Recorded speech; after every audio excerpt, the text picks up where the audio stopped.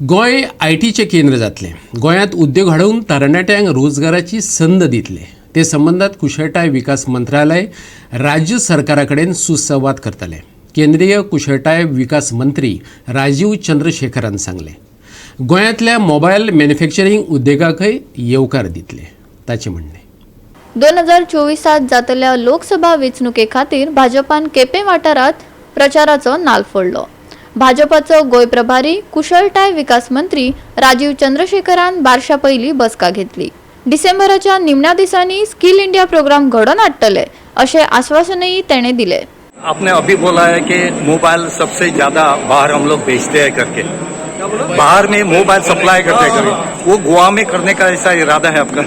देखिए वही तो मैंने कहा ना, मैं अभी यहाँ के सरकार के मिनिस्टर के साथ बैठ के हम एक स्ट्रैटेजी बना रहे हैं ताकि गोवा भी इस उभरते हुए इलेक्ट्रॉनिक इकोसिस्टम में गोवा का भी एक रोल हो टेक्नोलॉजी और इलेक्ट्रॉनिक्स प्रोडक्ट्स में, और हम उसके बारे में एक प्लान बना रहे हैं और शीघ्र ही उस प्लान के बारे में घोषणा करेंगे. हमें 2 जगह इलेक्ट्रॉनिक सिटी बनाने का एक किया था, तो अभी तक नहीं हुआ.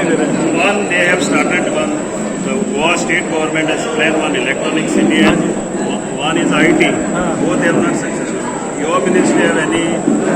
ऐसा मत कहिए कि नॉट सक्सेसफुल, ये हम सक्सेस करेंगे. हम संवाद में हैं गवर्नमेंट ऑफ गोवा के साथ, और IT मिनिस्टर भी आए थे मेरे साथ मिलने, और मैंने कहा है कि हम उनके साथ मिलकर गवर्नमेंट ऑफ इंडिया और गवर्नमेंट ऑफ गोवा मिलकर एक प्लान बनाएंगे, क्योंकि जो इलेक्ट्रॉनिक्स और IT में पोस्ट कोविड के दुनिया में काफ़ी सारे अपॉर्चुनिटीज़ क्रिएट हो रहे हैं, हम वो हमारा एक संकल्प है, गोवा में भी वो लेके आएंगे. सर अभी Secondly, say being a skill development ministry, we have many skill which have not untapped in the rural villages. Like in one of the villages, we have the carpentry, the very skill which your ministry have any plans that they will allow with the state government एकदम tap this.